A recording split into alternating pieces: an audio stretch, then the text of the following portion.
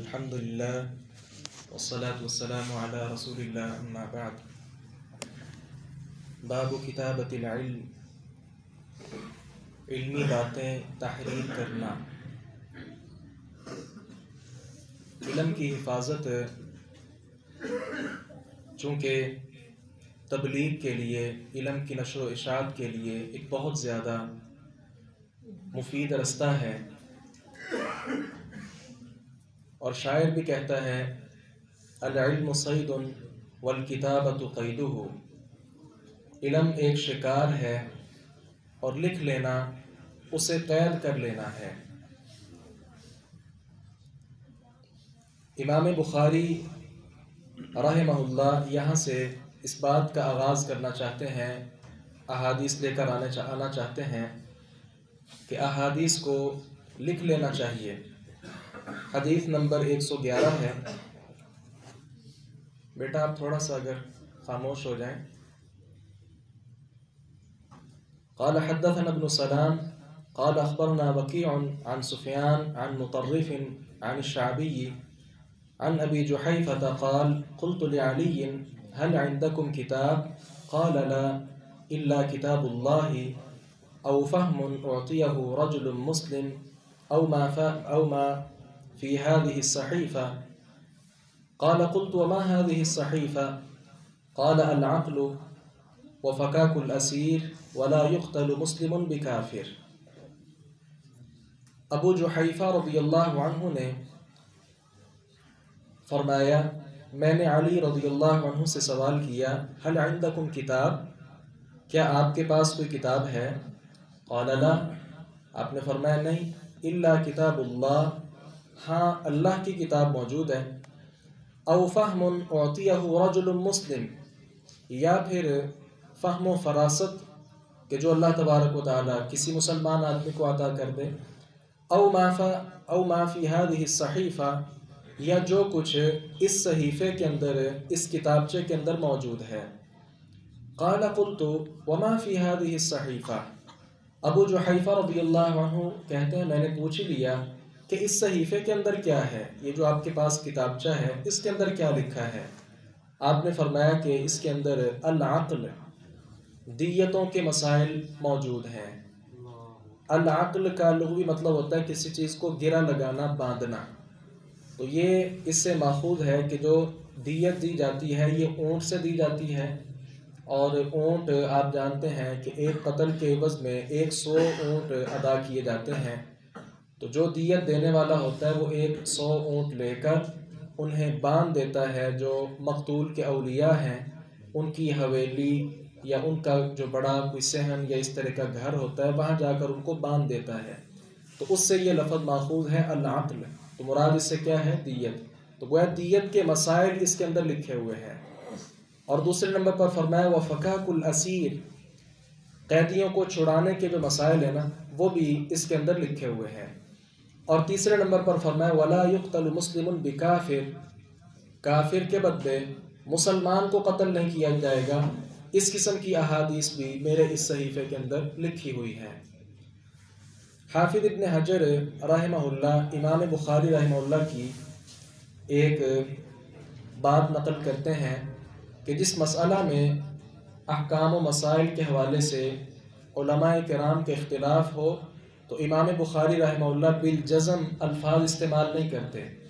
اب پیچھے آپ نے دیکھا تو وہاں انہوں نے پچھلے باب میں باب اثم من کذب علی النبی صلی اللہ علیہ وسلم کا لفظ بولا کہ آپ صلی اللہ علیہ وسلم پر جھوٹ بولنے کا گناہ کیا ہے، اور یہاں انہوں نے صرف کیا کہا باب کتابت العلم، علمی باتیں تحریر کرنا۔ یہ نہیں کہا کہ علمی باتیں تحریر کرنا فرض ہے، نہیں فرض، لکھنی چاہیے یا نہیں لکھنی چاہیے، بالکل سادہ سا لفظ استعمال کیا اور اپنے موقف کے متعلق 4 روایات انہوں نے نقل کر دی ہیں۔ اصل میں اس وقت یہ اختلافی مسئلہ تھا کہ علمی باتیں تحریر کرنی چاہیے یا نہیں۔ اس موقع پر صحیح مسلم کے اندر حدیث بھی موجود ہے جب آپ صلی اللہ علیہ وسلم نے فرمایا تھا لا تکتبوا عنی، مجھ سے نہ لکھا کرو سوى القرآن یا غیر القرآن، قرآن کے علاوہ مجھ سے کچھ بھی نہ لکھو، اور ساتھ مزید وضاحت بھی کر دی ومن كتب عني غير القرآن فليمحو، قرآن کے علاوہ مجھ سے تم جو کچھ سیکھتے ہو، جو وہ باتیں لکھتا نا، اسے چاہیے کہ وہ باتیں مٹا دے۔ اب اس حدیث کو مد نظر رکھ کر اس وقت فقہا کے اختلاف تھا کہ کیا شریعت کی باتیں یعنی احادیث لکھی جا سکتی ہیں یا نہیں۔ تو امام بخاری رحمہ اللہ نے یہاں 4 روایت نقل کی ہیں۔ راجح بات کیا ہے کہ آپ صلی اللہ علیہ وسلم نے پہلے پہل لکھنے سے منع کیا تھا، اس کی کئی وجوہات ہیں، اور بعد میں اس کی اجازت دے دی تھی، جیسا کہ عبداللہ ابن عمرو بن عاص رضی اللہ عنہ آپ صلی اللہ علیہ وسلم کی ایک ایک بات لکھ لیتے تھے۔ فرماتے ہیں کہ مجھے قریش نے منع کیا کہ تم یہ کیا کرتے ہو۔ بسا اوقات آپ صلی اللہ علیہ وسلم چونکہ بشر ہیں، انسان ہیں، تو انسان کبھی غصے میں بھی ہوتا ہے، کبھی بہت زیادہ خوشی میں ہوتا ہے، تو آپ ہر بات نہ لکھ لیا کرو۔ آپ صلی اللہ علیہ وسلم نے جب یہ دیکھا تو کیا فرمایا، اکتب فوالذی نفسی بیدی ما یخرج منہ الا حق۔ عبداللہ ابن عمرو بن عاص کو کیا کہا کہ نہیں، ایسا نہیں، آپ لکھ لیا کرو جو بھی میں کہتا ہوں، کیونکہ اس منہ سے صرف اور صرف حق بات ہی نکلتی ہے، اور آپ نے یہ قسم اٹھا کر یہ بات کہی کہ جو بھی میں کہتا ہوں وہ حق اور سچ پر مبنی ہوتا ہے، لہذا لکھ لیا کرو۔ تو یہ تو آپ جانتے ہیں کاتبین وحی امیر معاویہ رضی اللہ عنہ، عبداللہ ابن عمرو بن عاص اور دیگر کئی صحابہ کرام بھی تھے۔ تو یہاں سے پتہ چلتا ہے کہ لکھنے کی بعد میں اجازت مل گئی تھی۔ تو اس موقع پر منکرین حدیث کثرت کے ساتھ ہمارے ہاں بھی پائے جاتے ہیں، ان کے لیے کوئی سخت لفظ استعمال اگر کر لیا جائے تو میرے خیال میں کوئی قباحت نہیں ہے، جو رسول اللہ صلی اللہ علیہ وسلم کی احادیث کا ہی انکار کر دیتے ہیں۔ اب دیکھیں، اس حدیث کو صحیح مسلم کی حدیث کو پیش کر دیتے ہیں کہ آپ نے فرمایا لا تکتبوا عنی، مجھ سے کچھ بھی نہ لکھو۔ پہلی بات تو یہ ہے، جب وہ منکرین حدیث ہیں تو پھر یہ صحیح مسلم کی حدیث پیش کرنا یہ کیا معنی رکھتا ہے؟ جب وہ حدیث کا سرے سے انکار کرتے ہیں تو پھر اپنی دلیل کے طور پر حدیث کو ہی پیش کر رہے ہیں۔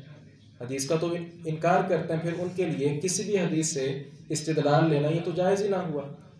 تو گویا ایک حدیث کے منکر ہیں اور دوسرا حدیث سے ہی استدلال لے رہے ہیں، اور پھر جب حدیث قبول کرنی ہے تو پھر ایک نہ قبول کریں، دیگر روایات کو بھی مد نظر رکھیں۔ عبداللہ ابن عمرو بن عاص کو جو آپ نے اجازت دی ہے لکھنے کی، اسی طرح اس روایت کے اندر بھی امام بخاری رحمہ اللہ نے جو یہ روایت پیش کی ہے، اور آگے بھی 3 روایات آئیں گی، یہاں سے بھی وضاحت موجود ہے کہ آپ صلی اللہ علیہ وسلم کی باتیں جو ہیں صحابہ کرام اس وقت لکھتے تھے۔ باہر صورت منکرین حدیث کا یہ طریقہ کہ قرآن کو لے لینا، حدیث کو چھوڑ دینا، یہ قرآن کے بھی مخالف ہے، وگرنہ تو یہ سادہ سی بات ہے۔ قرآن کریم نے کہا قیم الصلاۃ، نماز قائم کرو۔ اب نماز قائم کرنے کا کیا مطلب ہے؟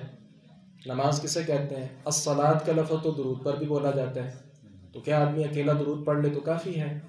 اسی طرح وآتوا الزکاۃ، زکوٰۃ ادا کرو۔ زکوٰۃ کا مطلب تو پاک صاف ہونا ہے، کیا آدمی اپنے کپڑوں کو پاک صاف رکھ لے زکوٰۃ ادا ہو گئی؟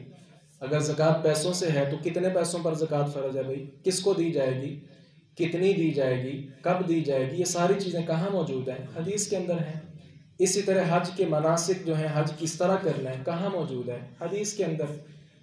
تو گویا قرآن کریم کی تشریح ہے حدیث، تو جو لوگ حدیث کا ہی انکار کر دیتے ہیں ایسے آدمی یقینی طور پر اہل اسلام میں سے نہیں ہے۔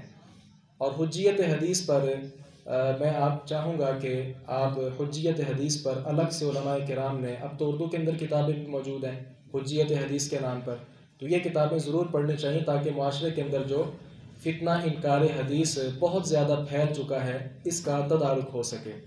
حدیث کی طرف آتے ہیں۔ علی رضی اللہ عنہ سے یہ سوال کیوں کیا گیا؟ یہ بڑا اہم سوال ہے۔ اس کی وجہ یہ ہے، روافض شیعہ لوگ یہ علی رضی اللہ عنہ کے دور سے پیدا ہو گئے تھے۔ انہوں نے یہ شوشہ پھیلا دیا تھا کہ آپ وصی رسول اللہ ہیں صلی اللہ علیہ وسلم۔ ابو بکر صدیق رضی اللہ عنہ، عمر بن خطاب، عثمان بن عفان کہ یہ سخت دشمن ہے، اور آج تک یہ دشمن ہے۔ کیا کہتے ہیں کہ آپ رضی اللہ عنہ یعنی علی رضی اللہ عنہ وصی رسول اللہ ہیں، کہ آپ صلی اللہ علیہ وسلم نے وصیت کی تھی کہ میرے بعد علی رضی اللہ عنہ خلیفہ بنیں گے۔ اچھا، ان سے پوچھا جائے کہ یہ بات کہاں لکھی ہے؟ کہتے ہیں علی رضی اللہ عنہ کے پاس جو صحیفہ تھا نا، اس کے اندر یہ کتاب لکھی گئی ہے۔ اسی لیے ابو جحیفہ رضی اللہ عنہ نے فوری طور پر آپ سے یہ سوال کر لیا۔ مسند النسائی کے اندر روایت موجود ہے جس سے یہ پتہ چلتا ہے کہ ابو جحیفہ رضی اللہ عنہ کے علاوہ سیدنا قیس بن عبادہ رضی اللہ عنہ اور اشتر، یہ 2 بھی آئے تھے آپ سے سوال کرنے۔ اس وقت بھی آپ نے یہی جواب دیا۔ انہوں نے سوال کیا کیا تھا، یہ حدیث صحیح بخاری میں 7 مقامات پر بھی موجود ہے۔ انہوں نے آ کر کیا سوال کیا تھا کہ آپ کے پاس کوئی چیز ہے، من الوحی کے الفاظ بھی ہیں، وحی سے، تو مطلق طور پر علی رضی اللہ عنہ نے جواب کیا دیا، لا، نہیں۔ اور صحیح بخاری کی دوسری حدیث کے الفاظ کیا ہیں، لا والذی فلق الحبہ وبرأ النسمہ، اس ذات کی قسم کہ جس نے دانے کو پھاڑا اور جان پیدا کی، اس ذات کی قسم اٹھا کر کہتا ہوں وحی کے علاوہ، یعنی کتاب اللہ کے علاوہ میرے پاس اور کچھ نہیں ہے۔ تو لوگ یہ سمجھتے تھے کہ علی رضی اللہ عنہ کے پاس رسول اللہ صلی اللہ علیہ وسلم نے وہ علم بھی دیا ہے کہ جو اور کسی کے پاس موجود نہیں ہے۔ تو اس بات کا ازالہ کرنے کے لیے علی رضی اللہ عنہ نے اس بات کا رد کیا، اور ساتھ کیا فرمایا کہ اس کے علاوہ میرے پاس اور کچھ نہیں ہے۔ ساتھ کیا فرمایا کہ او فہم، کتاب اللہ کے ساتھ فہم، یہ اللہ تعالیٰ اگر کسی کو دے دے تو یہ بہت اچھی بات ہے۔ فہم سے مراد یہاں کیا ہے؟ فہم کتاب اللہ سے الگ چیز ہے۔ فہم ہر آدمی کا مختلف ہو جاتا ہے، اس لیے تو صحابہ کرام کا آپس میں بعض فروعی مسائل میں اختلاف بھی ہو جاتا تھا۔ اس حدیث کی شرح لکھتے وقت بعض علماء نے تھوڑا سا گرامر کو ٹچ دے کر یہ بات غلط رستے کی طرف لے کر جانے کی کوشش کی ہے۔ گرامر کے اندر ایک چیز ہوتی ہے استثناء، جیسے ہم کہتے ہیں کہ سارے لوگ آئے فلاں کے علاوہ، تو فلاں کا استثناء ہوگا کہ فلاں نہیں آیا، تو یہ استثناء کا ایک الگ مسئلہ ہے جس کی مختلف اقسام بنتی ہیں۔ تو یہاں ایک نے کیا لکھا کہ یہاں استثناء جو ہے وہ منقطع نہیں ہے، بلکہ استثناء جو ہے اسی حکم سے ہے۔ تو گویا اس سے اس نے ثابت کیا کرنا چاہا کہ کتاب اللہ اور سیدنا علی رضی اللہ عنہ کا جو فہم ہے یہ عین شریعت ہے۔ اب یہ بات تو بالکل غلط ہے، جبکہ کسی کا فہم اور اللہ تعالیٰ کی کتاب یہ سادہ سی بات ہے، یہ فہم استثناء منقطع ہے، دو الگ الگ چیزیں ہیں۔ یہ استثناء ایک کیسے ہو سکتا ہے؟ کتاب اللہ اور چیز ہے، فہم اور چیز ہے۔ اگر علی رضی اللہ عنہ کا فہم تمام اہل اسلام کے لیے حجت ہے تو ابو بکر صدیق کا کیوں نہیں ہے؟ ابو ہریرہ رضی اللہ عنہ کا کیوں نہیں ہے، جو ہر وقت آپ کے ساتھ رہتے تھے؟ بہر صورت فہم اور چیز ہے اور کتاب اللہ الگ چیز ہے۔ تیسرے نمبر پر انہوں نے کیا کہا کہ صحیفہ میں ذکر کر چکا ہوں کہ آپ رضی اللہ عنہ کے پاس ایک چھوٹا سا کتابچہ تھا، اس کتابچے کے اندر اس کے متعلق بھی علماء کی دو آراء ہیں۔ حافظ ابن حجر رحمہ اللہ کی بات بہت شاندار ہے، کیا فرماتے ہیں کہ آپ کے صحیفے میں احادیث کے علاوہ اور کوئی چیز نہیں لکھی تھی، تو گویا احادیث لکھنا بھی یہاں سے ثابت ہو گیا۔ اور دوسری بات یہ یاد رکھیں کہ جو صحیفہ ہے یہ علی رضی اللہ عنہ کے ساتھ مختلف صحابہ کرام سے ثابت ہے، جیسا کہ عبداللہ ابن عمر کا بھی اپنا صحیفہ تھا جو ان کے پوتے عمر بن شعیب نے اس کو روایت کیا ہے۔ اسی طرح سیدنا جابر انصاری رضی اللہ عنہ ان کی الگ سے ایک کتاب تھی، انس بن مالک رضی اللہ عنہ کی الگ سے کتاب تھی۔ تو اگر صحیفہ کسی صحابی کا وہ اللہ تعالیٰ کی وحی کا حصہ ہے تو پھر علی رضی اللہ عنہ کے علاوہ دیگر صحابہ کرام وہ اس کے اندر شامل کیوں نہیں ہیں؟ اور آخری بات یہی ہے کہ صحیفے کے اندر کیا کچھ لکھا تھا، سادہ سی بات ہے، اس کے اندر احادیث آپ رضی اللہ عنہ نے لکھی ہوئی تھیں جن کا ذکر آگے کتاب الدیات میں تفصیل کے ساتھ امام بخاری علیہ رحمہ کریں گے۔ تو اس سے یہی بات سمجھ آئی کہ علی رضی اللہ عنہ نے اپنے صحیفے کے اندر احادیث کو لکھا تھا، تو احادیث کو لکھنا یہ ثابت ہے اور بلکہ جائز ہے، اور بعض حالات میں بہت زیادہ ضروری ہے کہ جب انسان کا حافظہ کمزور ہو جائے تو کم از کم لکھی ہوئی چیزیں اس کے پاس ضرور ہونی چاہیے۔ اللہ تعالیٰ سے دعا ہے باری تعالیٰ ہمیں حق بات کو سمجھ لیں اور اس پر عمل پیرا ہونے کی توفیق عطا فرمائے۔ وآخر دعوانا